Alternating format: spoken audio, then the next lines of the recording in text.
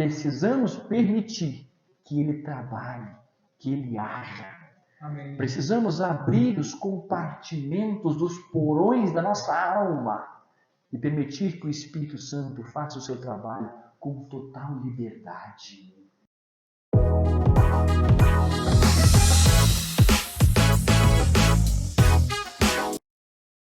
Na quinta-feira passada, estávamos já meditando sobre essa temática e eu disse aos irmãos sobre a definição do que é o fruto e não os frutos do Espírito, a obra que o Espírito Santo produz em nós, na vida daquele que aceitou a Cristo e foi regenerado.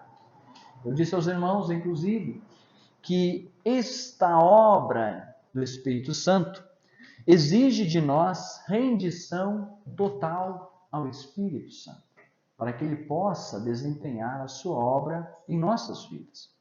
Dissemos ainda que este é um processo contínuo na vida do servo e da serva de Deus.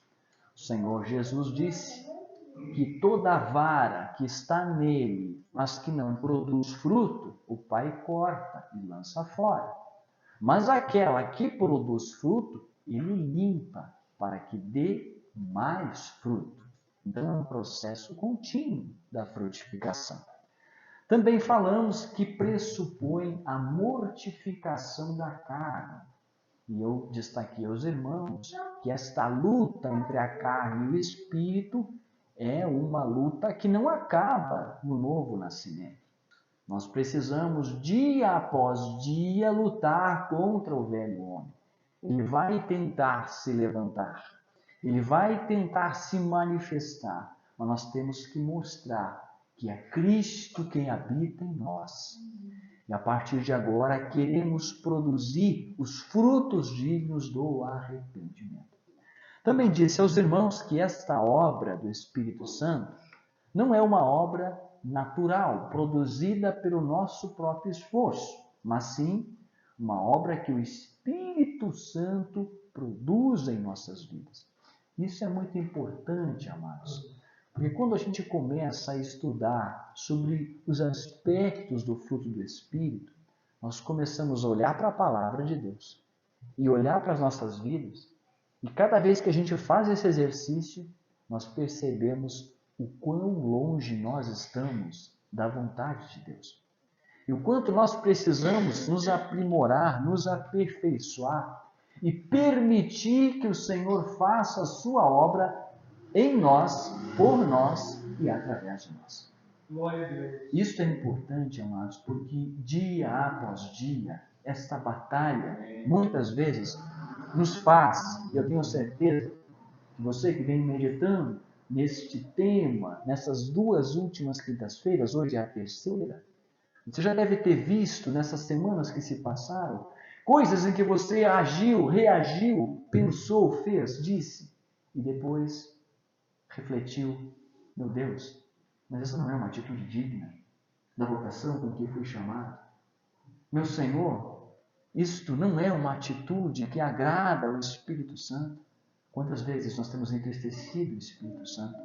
Temos ferido os sentimentos do bondoso Consolador com nossas atitudes, com nossos comportamentos, com nossas palavras, com nossos pensamentos. De fato, é uma batalha ferrenha, terrível. Mas não é o nosso esforço que vai nos fazer vencê-la, mas sim se nós nos submetermos ao trabalhar do Espírito Santo em nossas vidas.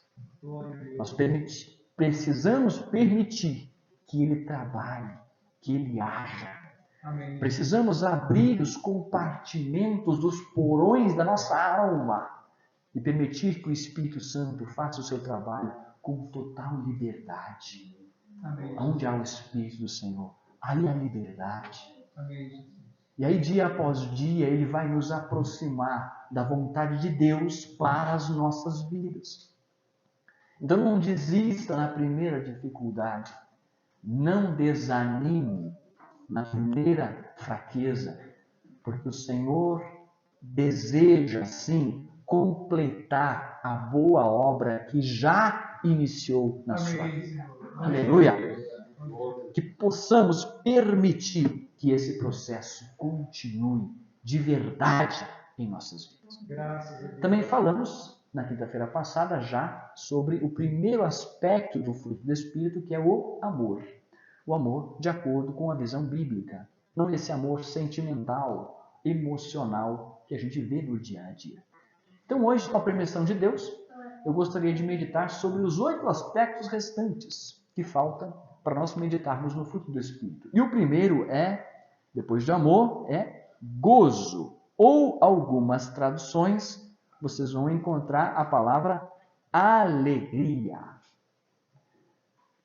Eu até quando estávamos aqui lendo em conjunto, eu percebi que alguns irmãos falaram alegria, porque na sua tradução estava alegria. De fato, a alegria é a palavra que até melhor traduz este aspecto do fruto do Espírito, que na minha tradução Almeida Revista e Corrigida está como gozo.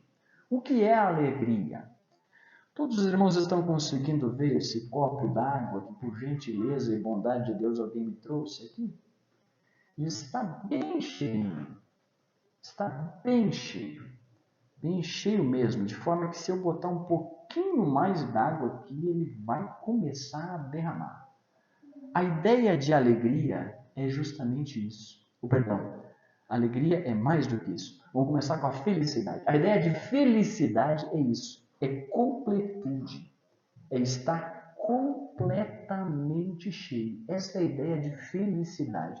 O nosso mundo hoje fala muito de felicidade, não fala de alegria. As pessoas lutam pela felicidade. As pessoas buscam a felicidade.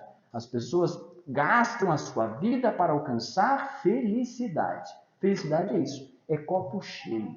É completude. É um estado de consciência plenamente satisfeito. Só que felicidade é um conceito, um sentimento, um estado que está associado a coisas terrenas. Você fica feliz se você consegue passar no vestibular, no processo seletivo do curso universitário que você desejava. Então você sente aquela sensação de completude, de felicidade. Você fica feliz quando compra um apartamento novo. Aliás, ontem nós fomos visitar meu irmão que comprou um apartamento novo e nós voltamos radiante, porque como cristãos ficamos felizes com a felicidade do irmão. Ele está feliz por ter comprado um apartamento novo. E nós ficamos felizes. Ele está associado a coisas terrenas. Você compra o carro novo e você se sente feliz. Quando o irmão Vilmar comprou aquela máquina 0 km na concessionária, o irmão Vilmar, quando ele saiu da concessionária com aquela máquina, cheirinho de novo, tirando esse plástico do veículo, um cheirinho de tudo de novo, ele se sentiu muito feliz. Mas aí ele deu a volta na quadra e o carro já não era mais 0 km. No dia seguinte, ele já pegou uma poça d'água e o carro já não era 000. Significa que no dia seguinte o copo dele já não estava mais cheio por causa daquele carro. Porque a felicidade, como está associada às coisas terrenas, ela é circunstancial e temporária. Você comprou um apartamento novo, mas no dia seguinte ele já não é mais novo. Então a sua felicidade não vai ser a mesma. Você não vai conseguir manter a mesma alegria felicidade, por ter sido aprovado no curso superior. Aliás, depois que você se forma, no dia seguinte, é uma dor de cabeça, né? No dia anterior você era o primeiro formando, no segundo dia você é o primeiro desempregado. Então a felicidade ela é muito circunstancial. Ela é associada a coisas terrenas. A felicidade é algo efêmero, extremamente volátil. Mas o fruto do Espírito não é felicidade, é alegria. Glória a Deus. Aleluia. O que é alegria, irmão? É o copo transbordado. É derramando. Mas não é derramando porque está associado a algo circunstancial, terreno, natural. É derramando porque está associado a um sentimento espiritual, a uma obra sobrenatural produzida pelo Espírito Santo no nosso coração. A alegria não é circunstancial. A felicidade é um conceito associado a temporalidade e circunstâncias. Na Bíblia você não vai encontrar felicidade. Quando você encontra felicidade, você não tem a palavra felicidade, você tem bem-aventurança, que é mais do que feliz. E bem-aventurança está associada à honra, não está associado a uma conquista terrena. Está associado muito mais a cumprir um propósito divino. Observe, os homens da Bíblia, os grandes homens de Deus, nós não poderíamos chamar eles que eram pessoas felizes. Jeremias, por exemplo, foi proibido de casar-se. Ezequiel foi proibido por Deus de chorar a perda da sua esposa. Como é que um homem desse vai ser feliz? João Batista era um sacerdote de linhagem. Foi vedado exercer o seu ministério sacerdotal. Como é que ele poderia estar feliz? Eles não eram felizes, mas eram alegres, porque estavam cumprindo um propósito de Deus. Amém. E o seu Deus lhe era satisfeito. A alegria que o Espírito Santo produz em nós, amados, ela independe de circunstâncias. Não é essa felicidade efêmera do mundo. Você já observou que o nosso mundo, você não basta ser feliz. Você tem que parecer feliz. Então nós temos a geração selfie. Não basta que você esteja em família.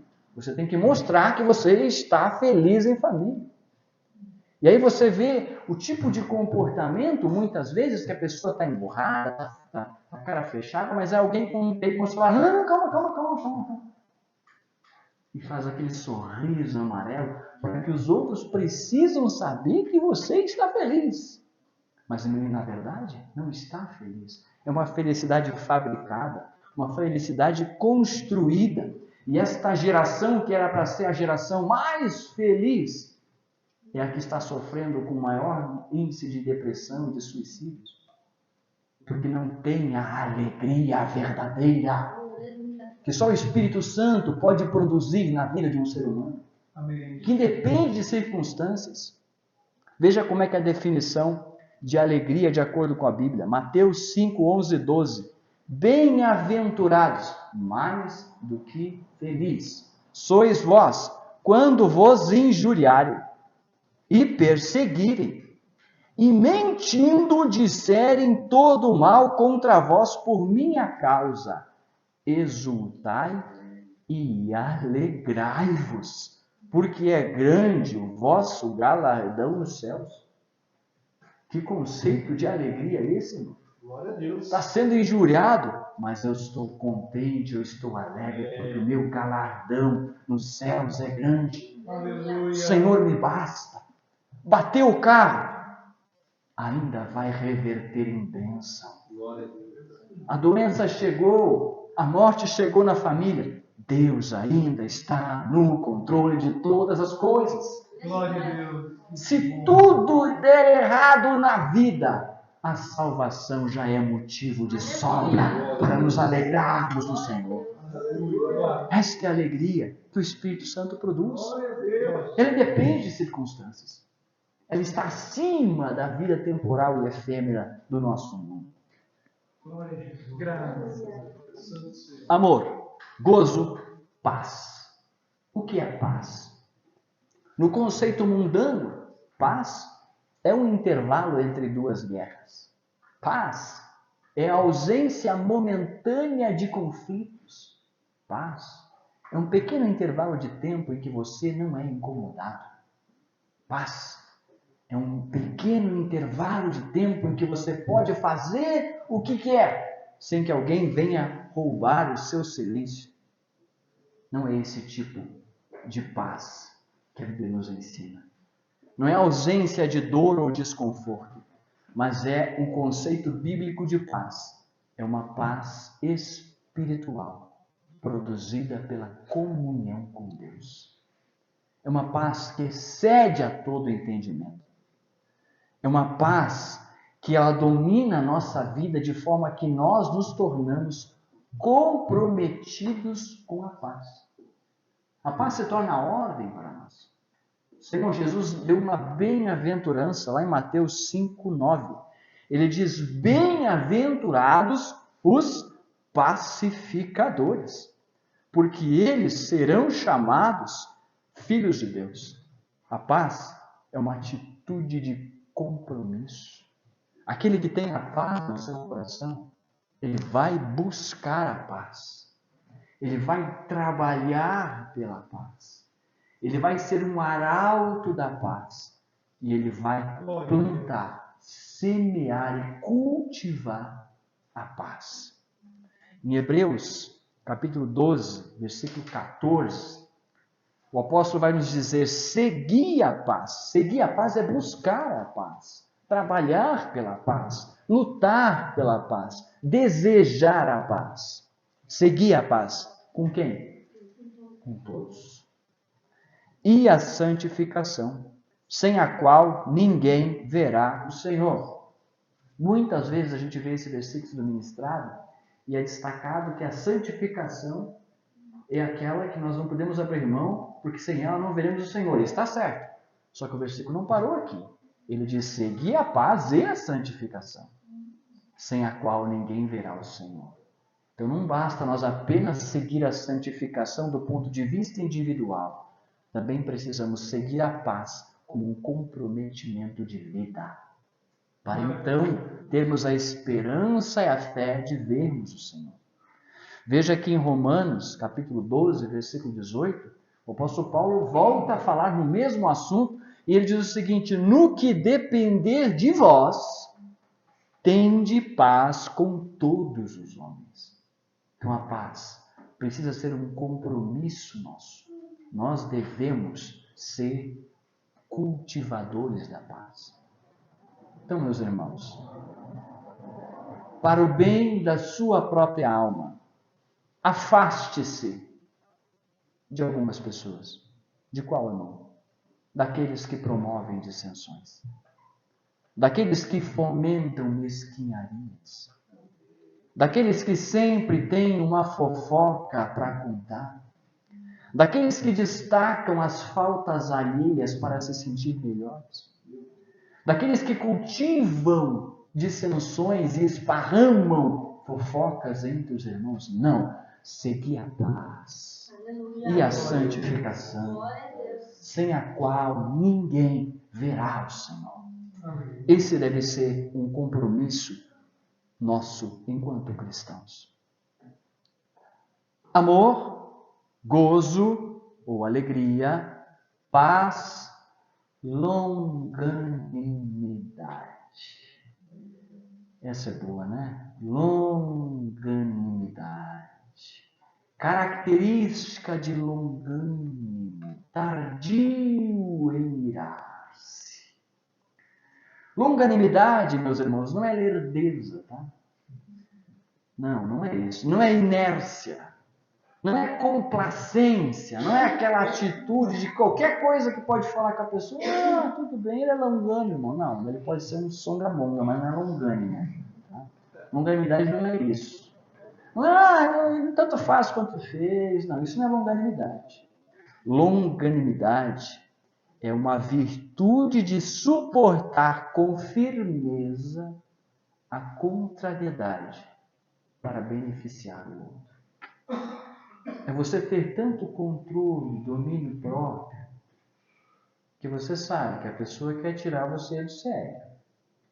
Mas você tem a paz que excede a todo entendimento. Então você respira, pede graça e aguarda um momento para tomar uma atitude ou dar uma resposta. Longanimidade não é covardia, não, mas é a tolerância em nome da paz. Isso é longanimidade. O apóstolo Paulo nos diz que a longanimidade, ela é a graça de Deus para que nós possamos viver de forma digna da vocação com que fomos chamados. Ele fala isso em Efésios, capítulo 4, versículos de 1 a 3. Mas eu quero ler o 2 e o 3, que ele diz: com toda a humildade e mansidão, com longanimidade, suportando-vos uns aos outros em amor, procurando guardar a unidade do Espírito pelo vínculo da paz.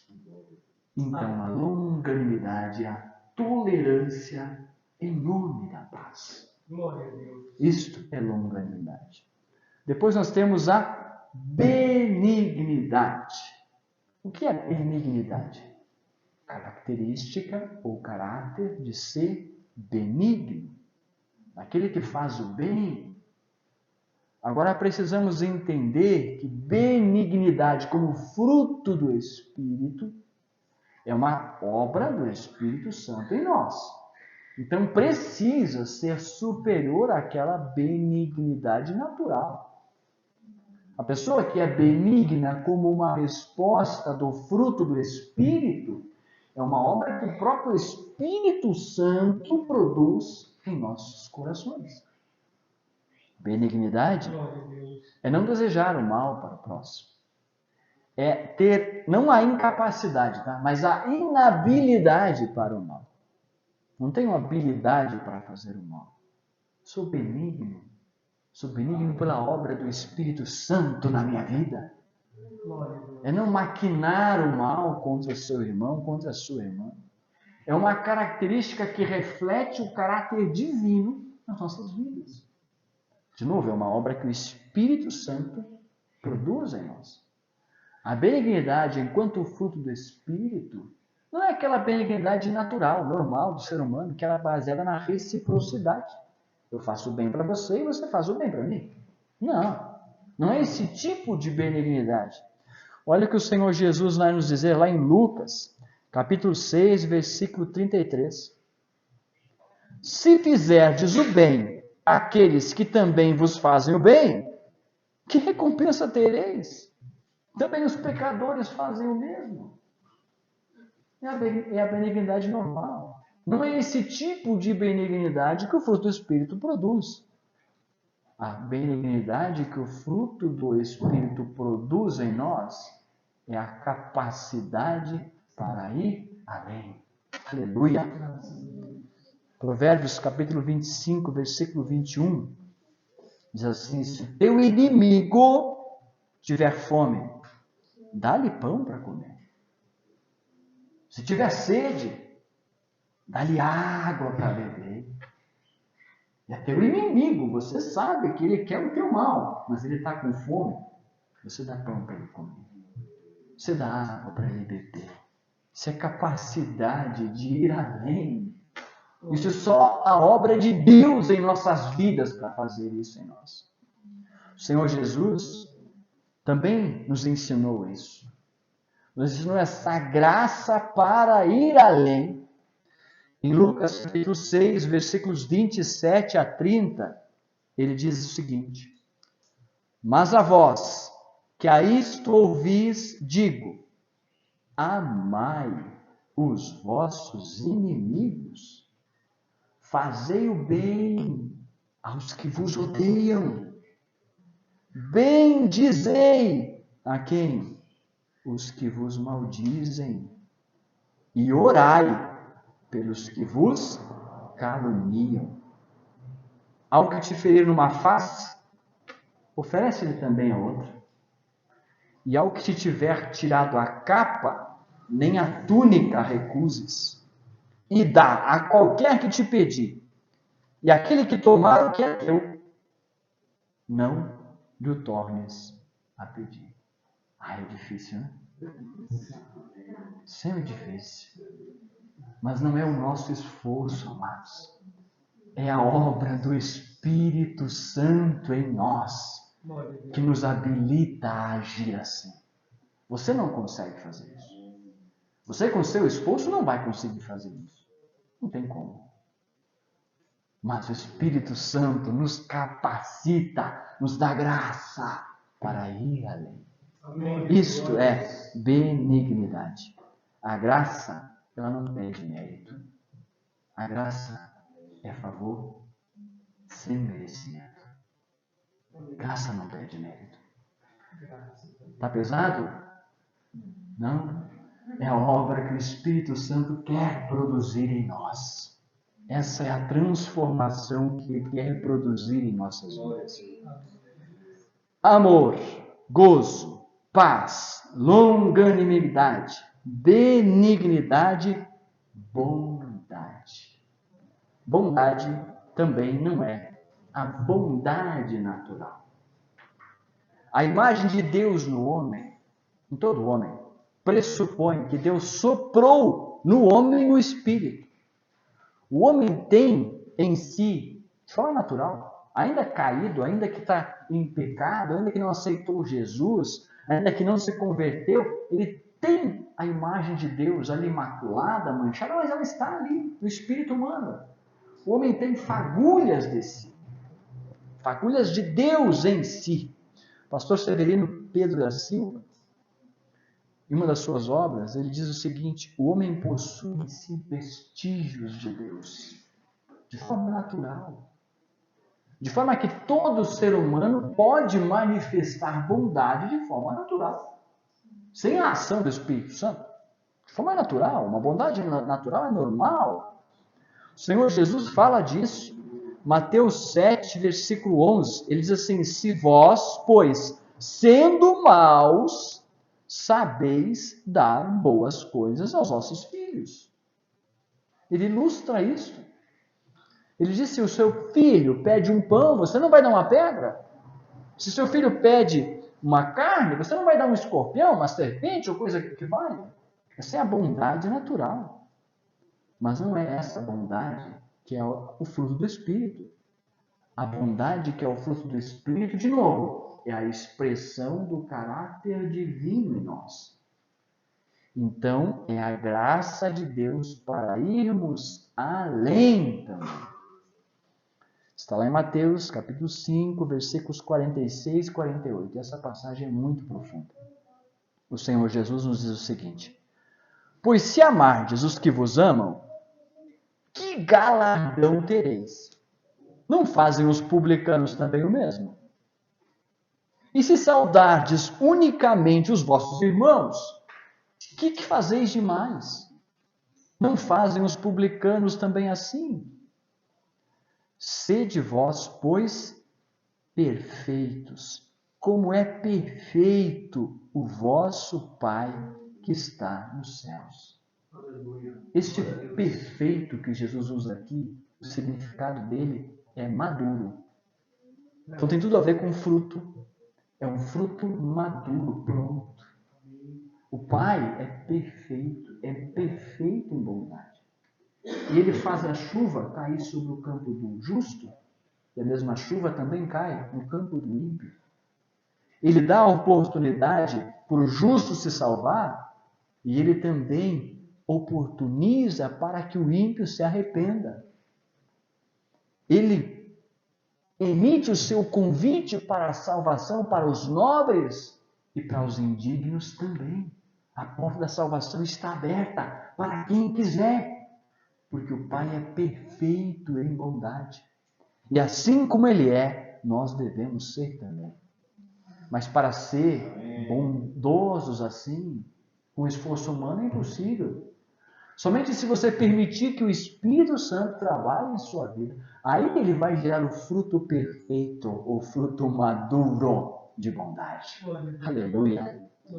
Bondade, então, é uma condição de rendição, na qual a vontade divina se torna mais importante que a minha vontade. De forma que eu permito que Deus me oriente, me guie, me direcione a praticar atos de bondade de acordo com a sua vontade, não com a minha vontade. O Senhor Jesus viveu isso no Getsemane. O seu desejo da sua alma humana era renunciar ao cálice, mas ele diz: mas que seja feita a tua vontade, ainda que a não seja a minha. Isto é bondade à luz da palavra de Deus. Amor, gozo, paz, longanimidade, benignidade, bondade, fé. O que é fé? De novo, não é a fé comum. Tiago, capítulo 2, versículo 19, diz assim: tu crês que há um só Deus? Fazes bem, mas também os demônios o creem e estremecem. Então, essa fé comum, até os demônios creem em Deus. Até o diabo crê em Deus. Isso não é uma fé produzida pelo fruto do Espírito. A fé produzida pelos frutos do Espírito não se restringe à fé salvífica. Aquela fé que nos abre a porta da salvação. É uma fé perseverante. A fé como fruto do Espírito não se confunde também com o dom da fé. O dom da fé é uma operação sobrenatural do Espírito Santo, dispensada de acordo com a vontade dele para o benefício da igreja, de alguma maneira, dispensado para alguém para que ele exercite a fé de uma forma miraculosa em um momento específico, conforme o Espírito Santo lhe apraz. Isso é dom da fé. Agora, a fé como fruto do Espírito é a fé que gera fidelidade. Sabe que a palavra crente, o que é crente? Crente é aquele que crê. Mas será que a palavra crente nos nossos dias está identificando de fato aqueles que creem? Ou será que a palavra crente nos nossos dias está mais para identificar alguém que fez uma opção religiosa por uma determinada denominação religiosa, alguma instituição? Porque crente deveria ser aquele que crê, aquele que tem fé, uma fé que gera fidelidade e gera comprometimento. Se essa pessoa de fato crê em Deus, se essa pessoa de fato crê em Jesus e entregou a sua vida a Jesus, então ele vai expressar na sua vida o fruto do Espírito. E esse fruto vai ser manifesto a todos. Eu lembro do tempo em que dizer que era crente, você conseguia crediário nas lojas, porque crente paga as contas. Crente não trai o seu semelhante, crente é de palavra. Isso era uma cultura. Hoje em dia, o irmão está sinalizando aqui que era o fio do bigode, de fato, né? Hoje em dia, se disser que é crente, será que é um ponto a mais no currículo? Mas deveria ser, porque crente é aquele que crê com comprometimento, aquele que expressa, que vive a fé que diz professar. E se eu creio de fato em Deus, eu tenho essa fé que gera fidelidade, eu sou comprometido com Cristo, estou disposto a correr o risco com essa fé, então eu sou alguém confiável. Eu sou alguém que merece crédito. Crer é dar crédito. Você crê em Deus, você dá crédito a Deus. Você deposita fé em Deus. Você se arrisca por Deus. Você se compromete com Deus. Esta é a fé como fruto do Espírito. É a fé que gera comprometimento, a fé que gera fidelidade. Nós temos ainda a mansidão e a temperança.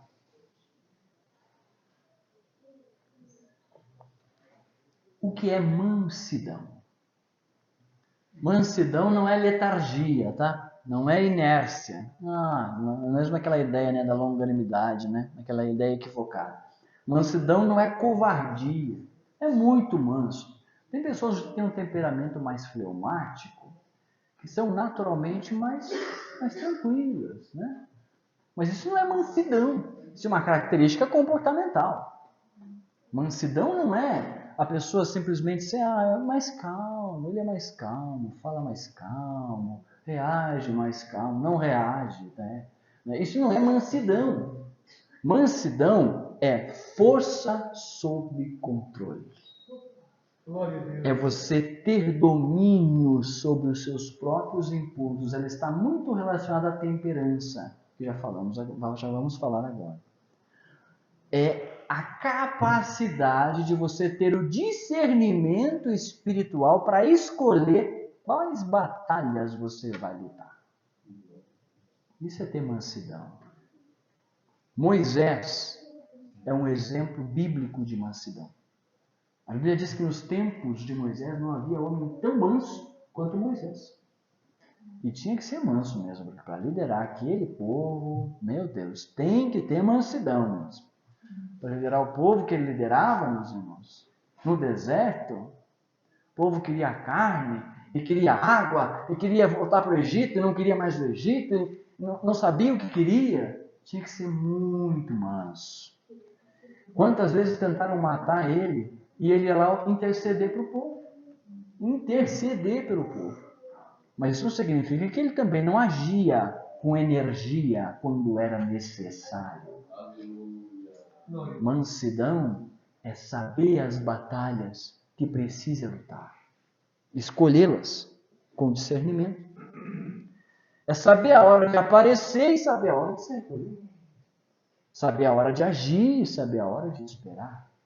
É tão interessante isso que quando Moisés ora a Deus para que ele dê um sucessor, a única característica que ele pede para o Senhor é: Senhor, dá um homem que saiba sair e entrar entre o povo, diante do povo.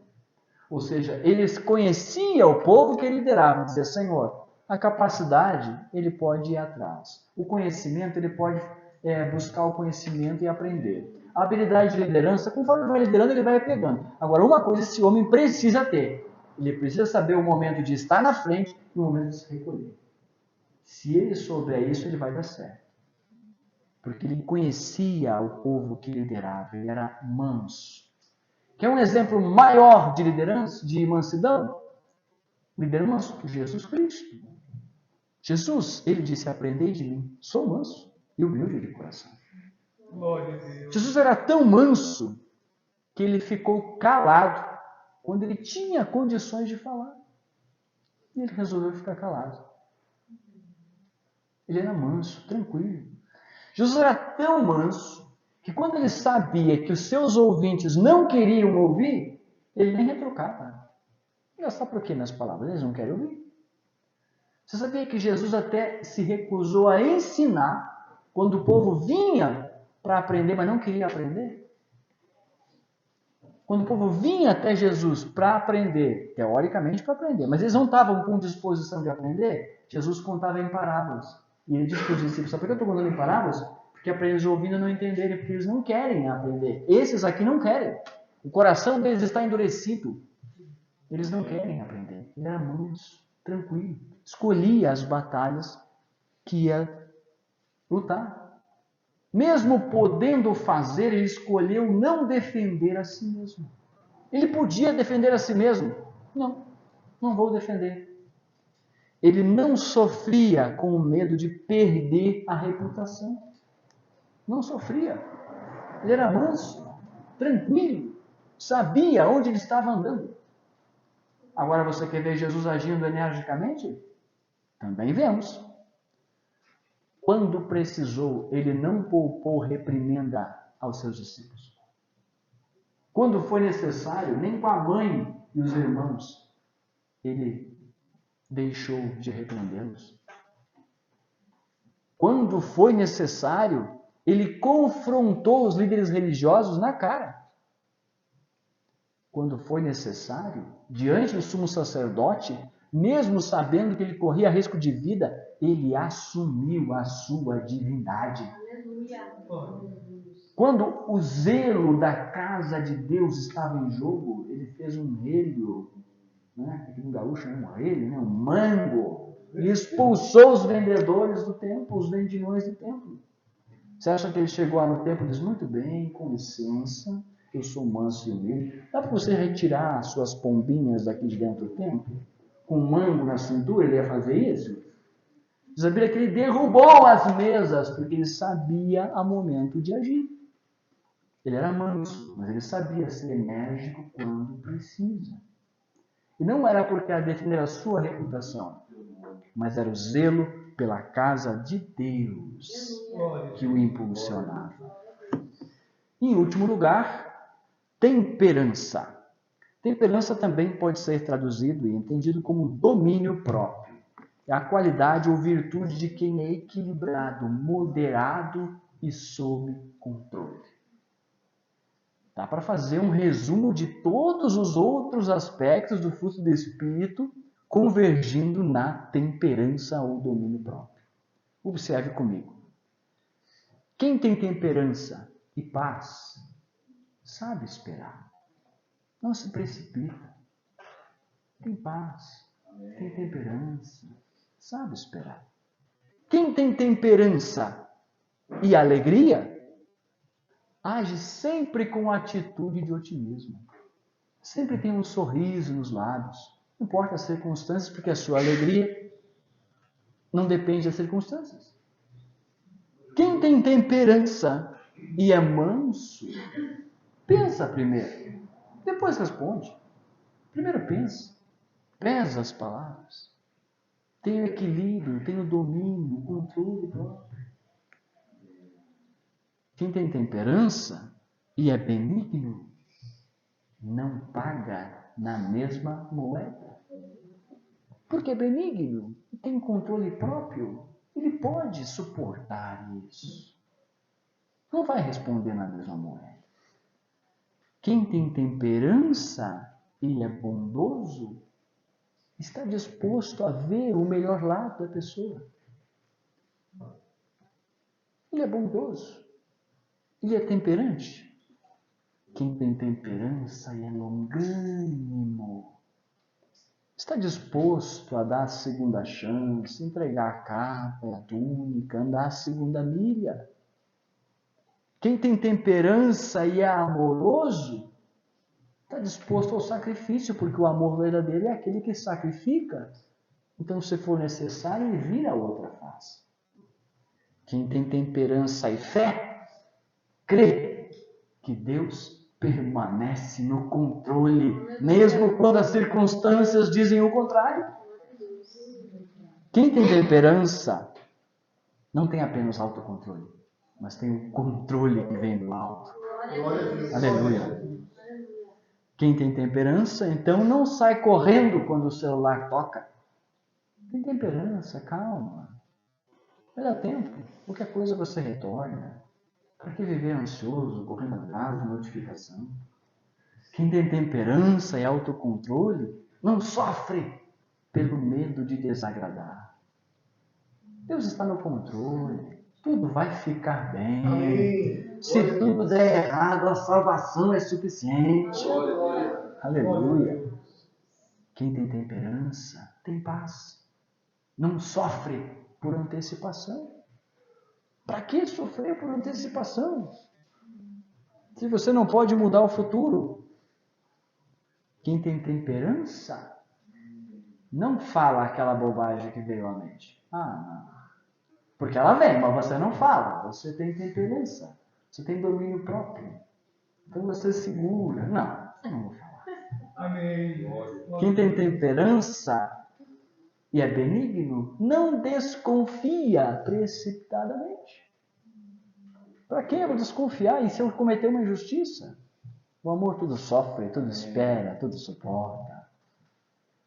Quem tem temperança realiza-se em Deus, aguarda o momento certo de agir, tem prazer em se doar e espera de Deus somente o melhor.